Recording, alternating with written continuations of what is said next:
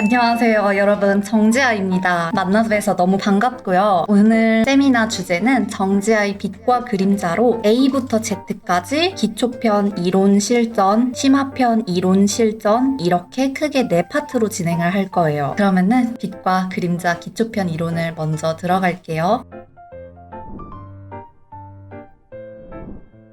먼저 기초편 목차인데요. 1강은 좋은 그림의 요소, 빛과 그림자의 공부가 어려운 이유, 빛과 그림자의 용어 설명 방법, 좋은 그림의 4가지 요소. 2강은 좋은 형태, 탄젠트 접선과 콘트라스트 대조에 대한 내용입니다. 3강은 그림자의 종류, 형태 그림자와 떨어지는 그림자. 4강은 명암 경계, 엣지에 대한 내용인데요. 5강은 환경의 빛, 주광, 보조광, 환경광, 반사광, 최안부. 6강은 AO라고 부르는 환경차폐에 대해서 다룰 거예요. 7강은 하이라이트와 중간톤 다룰 거고요. 컬러 앤 라이트 공부 로드맵입니다. 개인적으로 추천하는 순서인데요. 첫 번째는 제일 먼저 틀리는 걸 두려워하지 말고 자유롭게 그림을 그려보는 것이 우선입니다. 두 번째, 빛과 그림자 기초편 이론 공부. 더 잘 달리고 싶은 마음이 들 때 그때 이론 공부를 시작하면 좋습니다. 세 번째, 기초 이론을 바탕으로 내 그림에 적용해보는 기간을 갖습니다. 네 번째, 그림의 한계를 느끼는 구간이 올 거예요. 이때부터 폼 섀도우와 캐스트 섀도우를 본격적으로 계산하는 방법을 공부해줍니다. 다섯 번째, 흑백창으로 그림을 보고 명도를 고려하여 컬러를 넣는 연습, 컬러 노트를 합니다. 여섯 번째, 흑백과 컬러를 오가는 명도 연습을 많이 하고 명도가 베이스가 된 상태에서 섀도우와 색상 공부에 들어가면 이해와 적용이 더 쉬워집니다. 이제 1강을 들어가 볼게요. 좋은 그림의 요소란 무엇인가? 제가 추천하는 유튜브 강의를 하시는 분인데 마르코부치 작가의 정의에 따르면 좋은 그림에는 4가지 요소가 있다고 합니다. 바로 쉐이프, 밸류, 컬러, 엣지예요. 첫 번째로 쉐이프는 형태라는 뜻입니다. 두 번째로 밸류, 명도라고 해석이 되는데요. 브라이트니스랑 심화편에서 어떻게 다른지를 설명을 드릴게요. 세 번째로 컬러, 색상이죠. 네 번째 엣지,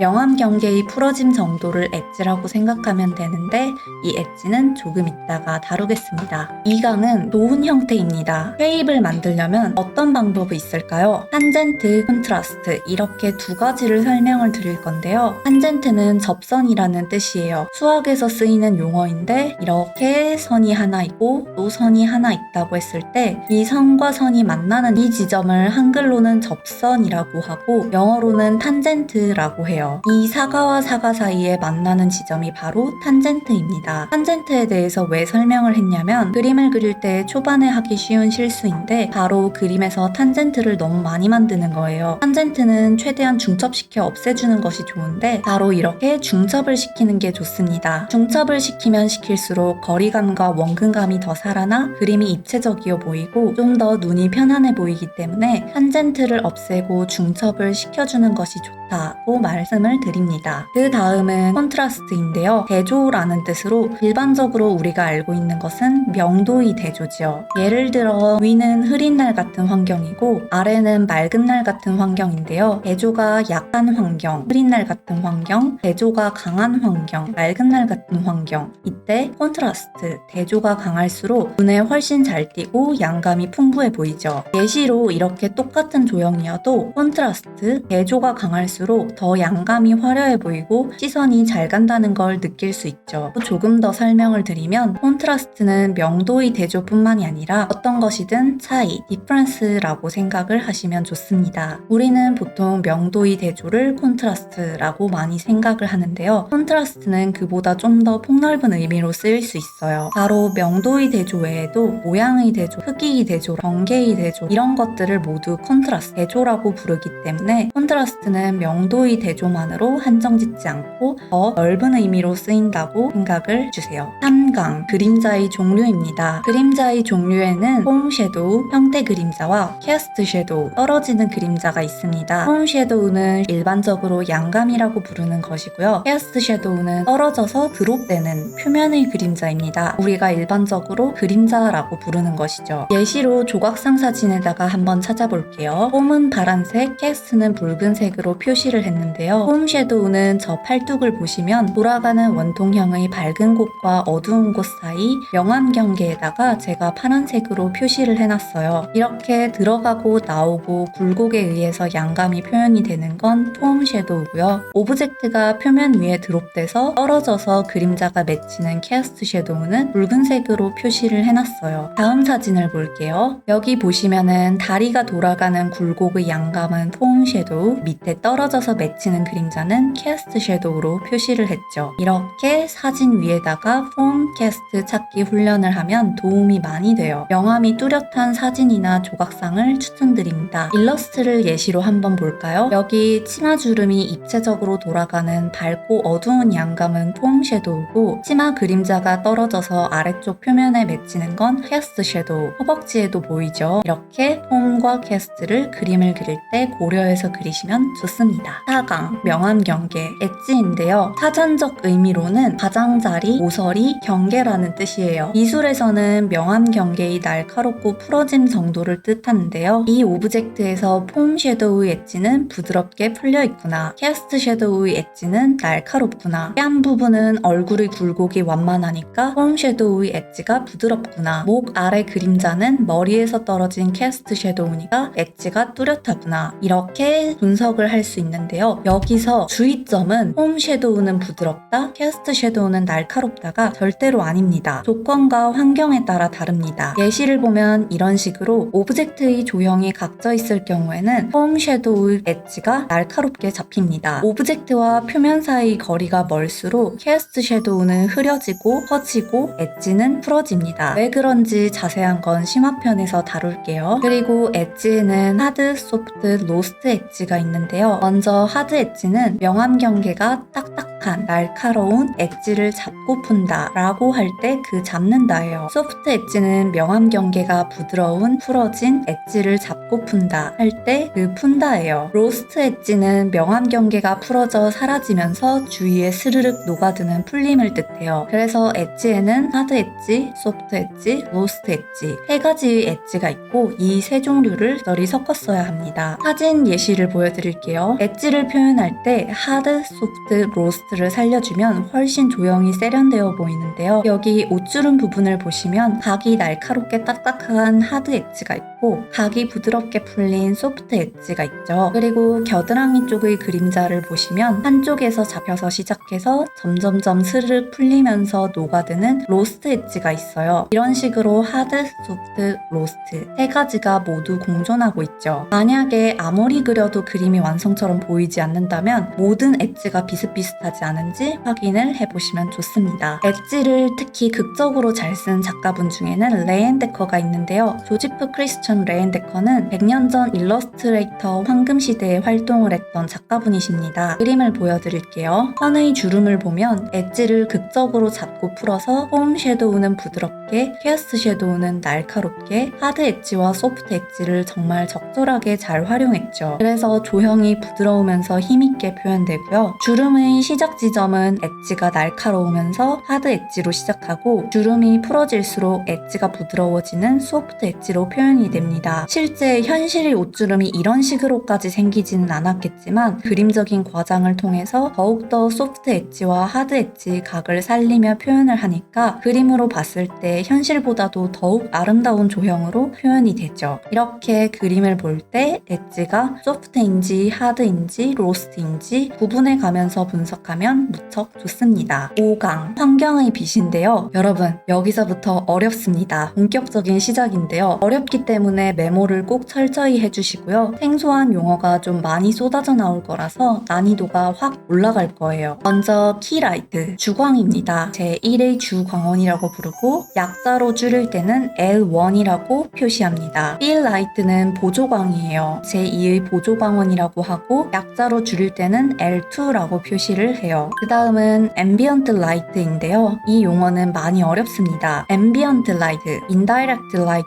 리플렉티드 reflected light, bounced light이라고도 해석을 해요. 그런데 모두 같은 용어입니다. 광원에서 직접 오는 게 아니라 다른 물체에 반사되어서 도달하는 간접광이에요. 대기 중에는 공기에 반사되어 환경의 영향을 받으며 환경광 혹은 주변광이라고도 부릅니다. 반사되는 빛이라고도 해서 반사광이라고도 부르고요. 그래서 이렇게 이름이 많은데 다 같은 하나인 이유가 바로 이 모든 것으로 해석되는 용어이기 때문이에요. 그 다음은 reflected light, 반사광입니다. 어두운 부분보다 밝고 밝은 부분보다 약간 어두운 게 일반적이라서 명도 단계가 그림에서 뭔가 깨진 것 같다. 반사광을 너무 밝게 하지 않았나 확인해 보세요. 물체의 재질과 반사율에 따라서 달라질 수 있습니다. 예를 들면은 메탈릭한 재질이라거나 유리나 거울 같은 경우라면 달라지겠죠? 그럼 여기서 이제 질문. 그림에서 field light, ambient light 다른 건가요? 다른 종류의 빛입니다. field light는 두 번째 광원을 뜻하고요. ambient light는 환경에서 반사된 빛을 뜻해요. 예제 그림으로 보면 차이가 확실히 보이시죠? 그림에서 P 라이트, 주광이 라이팅으로 있고 나머지 부분을 보완해주는 빛이 field light인지 ambient light인지 헷갈릴 수 있어요. field light는 빛이 직접적으로 나오는 제2의 광원이고 ambient light는 주변 물체나 대기 공기에 부딪혀서 반사되어 영향을 끼치는 빛입니다. 주광 외의 다른 빛에 광원이 어디 있는지를 생각해 보면은 field light와 ambient light를 구분할 수 있습니다. 그래서 field light 두 번째 광원은 광원이 있고 ambient light는 광원이 아니라 반사된 빛인 거라고 생각하시면 되겠습니다. 또 여기서 질문. ambient light와 reflected light 같은 용어인가요? 아니면 다른 용어로 구분되어야 하나요? 제가 내린 결론은 둘 다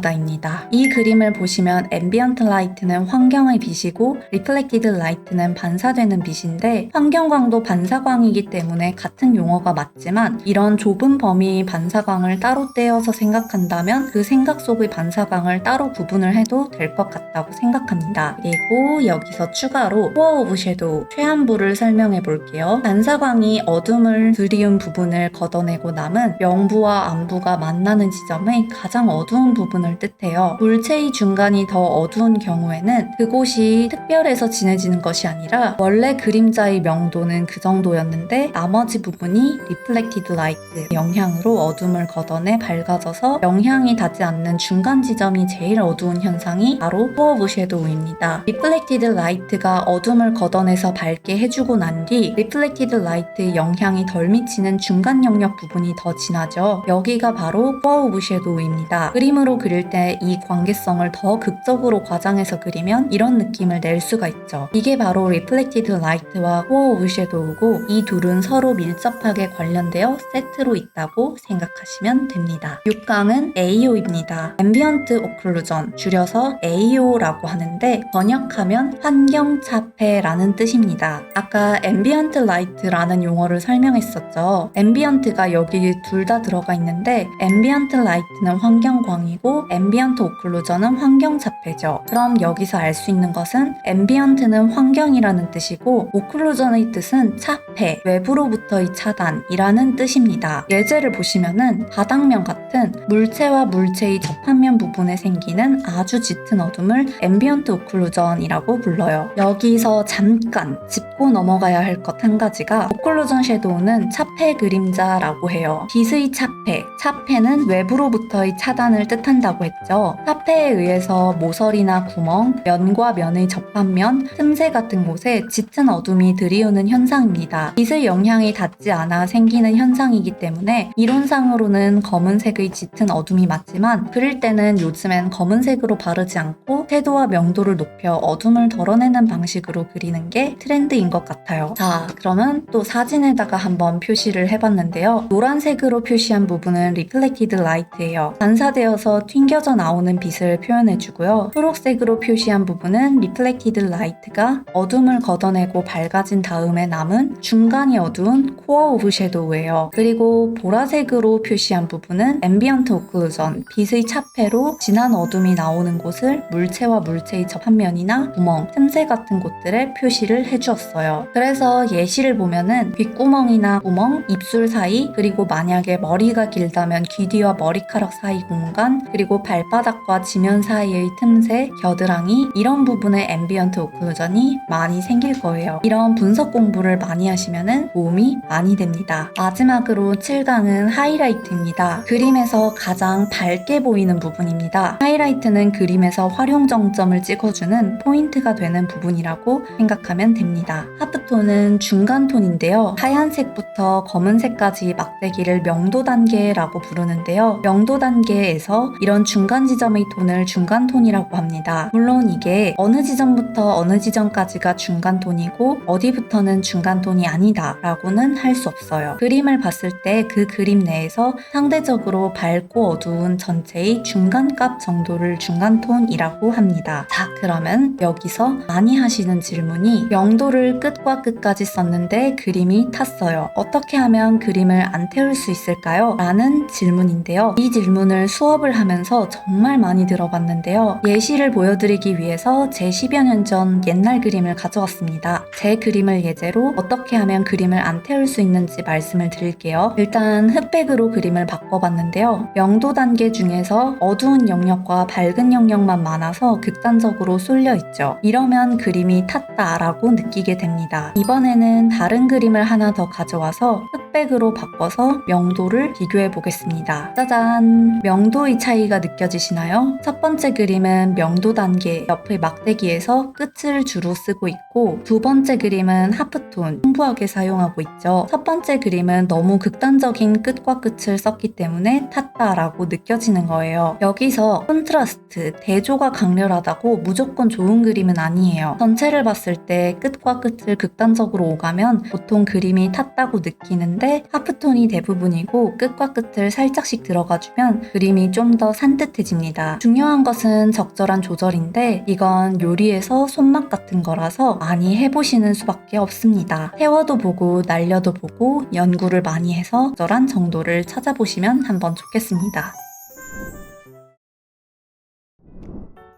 그럼 여기까지 기초편의 이론이었고요. 실전을 들어가기 전에 앞서서 지금까지 배운 내용을 적용해서 명암 분석 공부를 할 때 어떻게 해야 하는지 보너스로 알려드릴게요. 명암 분석 공부에 대한 방법인데요. 이렇게 보이는 그대로 따라 그려서 좌표 평면상에 점을 옮기듯이 그리는 경우가 있을 거예요. 구조가 전혀 이해되지 않는 공부의 목적이 없는 모작이죠. 그래서 제대로 명암 분석을 하는 방법을 알려드릴 건데요. 우선 대상을 단순한 도형으로 바꿔서 생각해 봅니다. 첫 번째로 머릿속에서 입체적이고 간단하게 생긴 도형인 구, 원기둥, 큐브 등으로 생각을 해줍니다. 두 번째로 라이팅, 방향을 설정합니다. 저는 왼쪽 상단에서 살짝 역광으로 정해줄게요. 세 번째로 빛을 받을 때는 명부는 A로, 암부는 B로 투톤으로 나눠줍니다. 도형끼리 상관관계, 캐스트 섀도우나 리플렉티드 라이트, AO 같은 요소들은 아직 고려하지 않고 투톤으로만 나누면 돼요. 네 번째로 캐스트 섀도우, 리플렉티드 라이트, 빛이 표면에 부딪혀 오브젝트에 드리워진 어둠을 걷어내서 밝아지는 반사된 빛, 그리고 오브젝트와 오브젝트 사이 접합면에 빛의 차폐로 인해서 생기는 짙은 어둠, 이런 AO 같은 리플렉티드 라이트라던가 AO라던가 캐스트 섀도우라던가 오브젝트 간의 상관관계를 표시를 해줍니다. 다섯 번째로 명암 경계의 날카롭고 부드러운 정도, 엣지를 풀어줍니다. 이 방식은 사실 순서는 조금 뒤바뀌어도 상관이 없는데요. 저는 엣지 먼저 풀어주고 나서 상관관계를 표시할 때도 있고 상관관계를 표시한 다음에 엣지를 그 다음 풀어줄 때도 있습니다. 그런데 보통은 엣지 먼저 풀어주는 쪽이 더 편한 것 같기는 해요. 여섯 번째로 형태를 다듬으면서 디테일을 파고 정리를 하면 완성입니다. 이 모든 게 머릿속에서 시뮬레이션이 되시면 한 번에 그리셔도 되고 그렇지 않으면 단계별로 그리시는 걸 추천합니다. 이번에는 기초편의 이론이 끝나고 실전입니다. 여기 틀이 있네요. 이 쿠키 각 엣지를 다듬어 볼게요. 제법 단단하고 딱딱한 쿠키 같아 보이는데요. 더 부드럽게 해볼까요? 부드러운 쿠키가 됐네요. 실루엣도 둥글게 다듬어 주었어요. 이런 식으로 엣지를 얼마나 푸느냐에 따라 형태가 다르게 느껴지는 걸 알 수 있죠. 먼저 타르트 틀을 구운 다음에 산딸기와 크림을 차례대로 올려줄게요. 틀을 아래쪽이 더 좁도록 기울어진 면을 깎아줍니다. 타르트 안을 채워주는데 저는 도형 그릴 때 선택 윤곽 도구를 사용했어요. 타르트 틀의 모양에서 윗면을 그려주고 대칭자를 써서 그렸습니다. 아랫면은 컨트롤 J로 복제해서 컨트롤 T로 살짝 좁게 줄여줍니다. 그리고 위아래를 선으로 이어주면 복잡한 모양도 훨씬 쉽게 만들 수 있고요. 윗면과 옆면을 분리해주고 실루엣을 깎아 다듬어주면은 짜잔! 입체를 분석하면서 그리면 복잡한 형태를 훨씬 빠르고 정확하게 잡을 수 있죠. 타르트 틀의 옆면은 레이어를 하나하나 분리해 원기둥처럼 폼 섀도우를 넣어주세요. 이렇게 옆면에 명암을 넣어준 다음에 엣지를 풀어주고 AU를 넣어주고 명암 묘사를 조금 해주었습니다. 라이팅은 왼쪽 상단에서 오고 있어요. 그 다음 이번에는 산딸기를 한 줄 삥 둘러줄 건데요. 위아래의 가이드라인을 그려줍니다. 딸기를 조로록 배치한 다음에 한 레이어에 딸기 하나로 분리해두고 복제해서 딸기들을 배치해 줄 거예요. 딸기 한 줄을 모두 배치하고 빛 방향에 맞춰서 폼 섀도우를 넣어줍니다. 개별적인 폼 섀도우 외에도 전체의 큰 명암을 넣어줍니다. 저는 딸기와 딸기 사이에 캐스트 섀도우도 넣어줬어요. 이제 크림을 얹어줄 건데요. 먼저 가이드라인을 간단히 잡은 다음에 크림의 회오리 방향을 고려해서 나선형 선을 짜 넣어줍니다. 그리고 두께감을 살짝 주고 입체를 표시해봤어요. 이거는 크로스 컨투어스라는 방법인데 심화편에서 나옵니다. 이런 식으로 명암을 넣으니까 입체가 한눈에 보이죠. 리플렉티드 라이트와 AO 등을 넣어주고 하얀색 면적도 전체에 큰 명암을 넣어줄게요. 가이드라인을 없애면 이런 느낌인데요. 크림 전체를 보면서 큰 명암의 리플렉티드 라이트 넣어줍니다. 마지막으로 산딸기 하나를 올려줄게요. 산딸기의 명암과 주변 데코레이션을 꾸며주고 이제 여기다가 색을 칠하면 짜잔! 산딸기와 크림을 얹은 타르트 완성입니다. 물론 보통은 그냥 머릿속에서 생각해서 그립니다. 하지만 분석하는 방법을 세세하게 한번 소개를 해봤는데요. 이런 식으로 입체를 생각하면서 명암 분석 공부를 하면 많은 도움이 됩니다. 여기까지 1부 빛과 그림자 기초편 이론과 실전까지 해서 이렇게 마무리를 해보겠습니다.